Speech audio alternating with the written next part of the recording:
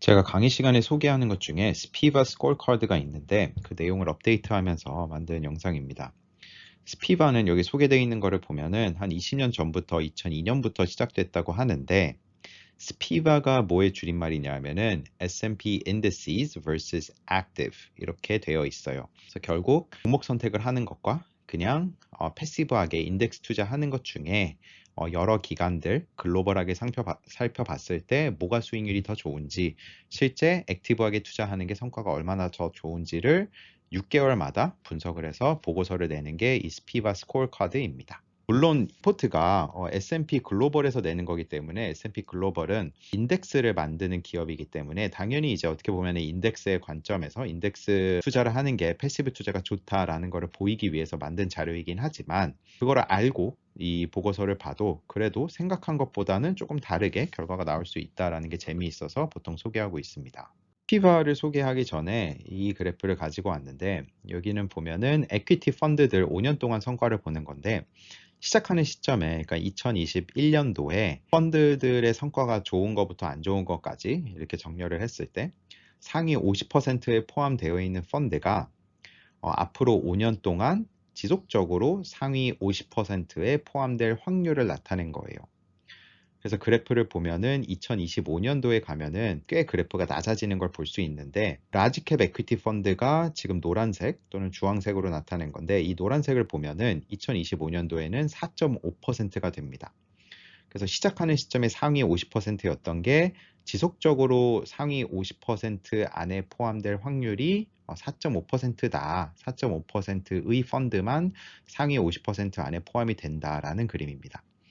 그렇기 때문에 지속적으로 수익률을 잘 내는 거는 이제 여기서는 상대적으로 보기는 하지만 상대적으로 수익률이 잘 나는 거는 어렵다라는 그래프들을 찾아볼 수가 있는데 피바는 이것과는 조금 다르게 펀드들을 상대적으로 비교한다라기보다는 액티브 펀드가 벤치마크 인덱스 대비 초과 수익이 발생하는지를 봅니다. 사용하는 데이터는 뮤추얼 펀드 데이터를 가지고 와서 거기서 이제 액티브 뮤추얼 펀드들이 그 벤치마크보다 성과가 좋았는지를 살펴보는 겁니다.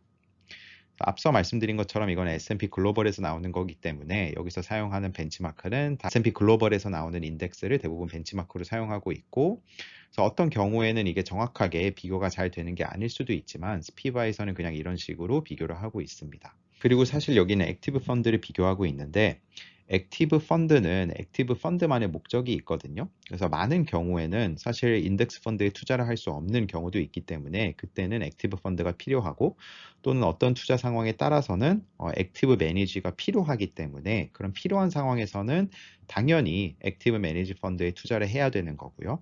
그래서 여기서는 그런 투자 배경이나 목적이나 뭐 규제, 제도 이런 거를 떠나서 그냥 단순히 수익률만 비교를 한 겁니다. 그래서 액티브 매니지 펀드가 벤치마크 대비 이런 수익률이 난다라는 거지 액티브보다는 벤치마크 인덱스에 투자를 하는 게 더 좋다라는 걸로 항상 해석하기는 어렵지만 그래도 한번 결과를 보겠습니다. 요약을 한 게 이렇게 되는데 여기 보면은 위에부터 이건 미국 자료이기 때문에 도메스틱이 US가 되는 거고 인터내셔널이 있고 그 다음 밑에 픽스드 인컴이 있고요. 그래서 자산고는 에퀴티와 본드 둘 다 보고 있고 오른쪽에 보면은 1년, 3년, 5년, 10년 이렇게 나와 있는데 여기에 퍼센테이지가 뭐냐 하면은 벤치마크보다 언더퍼폼 한 거에 퍼센테이지가 됩니다.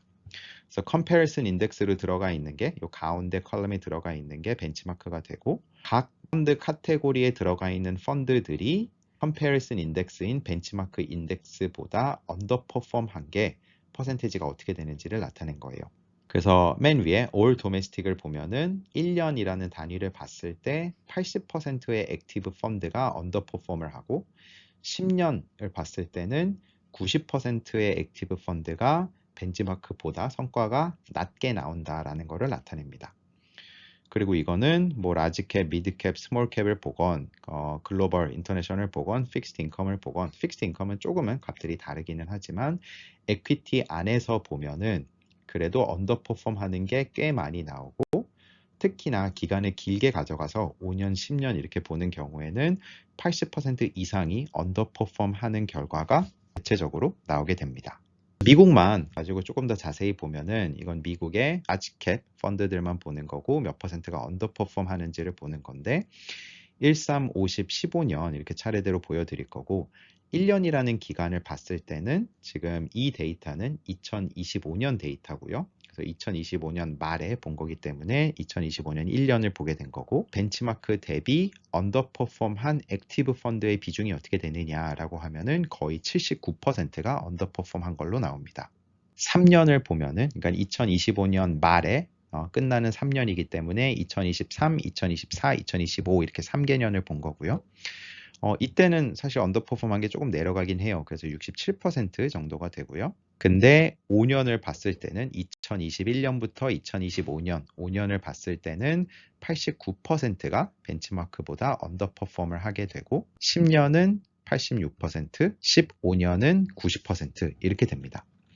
그래서 라지캡 펀드는 지금 여기 벤치마크가 S&P 500 인덱스로 들어가 있기 때문에 이렇게 긴 기간을 봤을 때 S&P 500 인덱스의 수익률보다 성과가 낮게 나오는 액티브 펀드가 한 90%다라는 겁니다.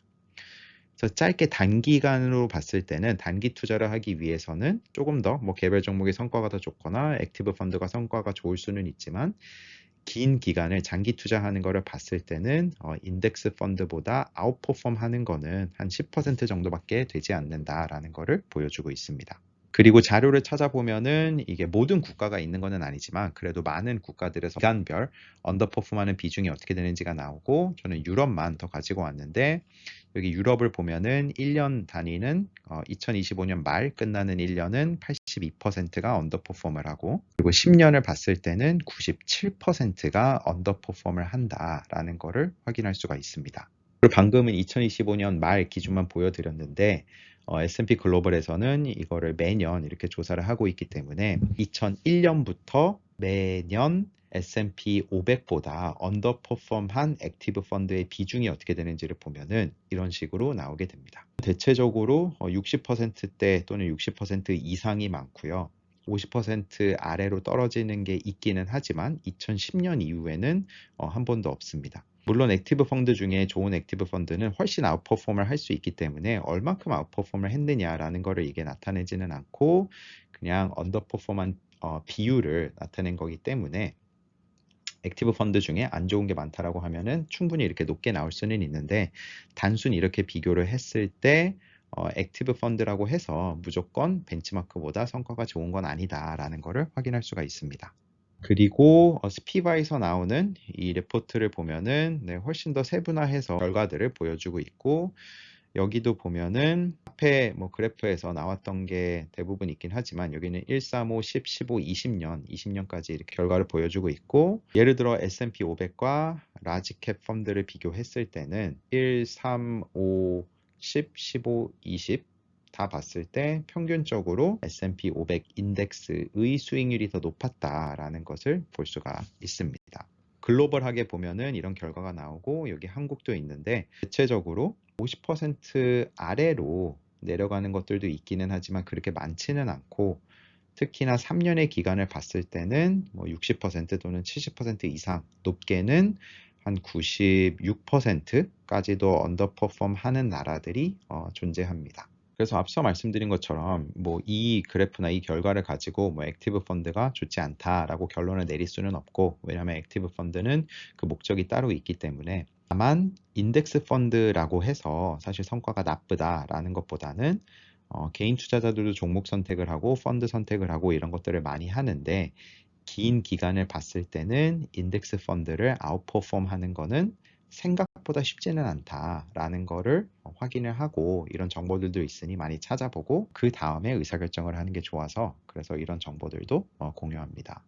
마지막으로 책 추천을 하려고 하는데요. 이 왼쪽에 있는 보글 헤즈라는 책은 제가 적어도 한 3, 4년 전부터는 계속 추천을 했던 책인데 뱅가드를 만든 존 보글의 투자 철학을 따르는 사람들이 본인들을 보글 헤즈라고 부르고 그 투자 철학을 설명한 책이거든요. 근데 존 보글이 뱅가드를 만들면서 인덱스 펀드라는 것을 활성화시키고 그때부터 인덱스 펀드에 투자를 해야 된다라는 얘기를 많이 하고 요즘은 ETF 투자를 이렇게 많이 하는 게 결국은 인덱스 펀드에 투자를 하는 사람들이 많아져서 그게 이제 대세가 돼서 이렇게 투자를 하고 있는데 그 기본 개념들이 잘 설명된 책이고 올해 이게 이제 국문 번역본이 나와가지고 제가 번역본은 읽어보지는 못했는데 그래도 아마 내용은 뭐 당연히 같을 거니까는 이 책을 마지막으로 추천을 합니다. 그래서 액티브 투자가 당연히 나쁜 거는 아닌데 패시브 투자가 어떤 건지 더 알고 싶다라고 하면은 뭐 이런 자료들을 보고 조금 더 공부를 하면은 도움이 될 것 같습니다.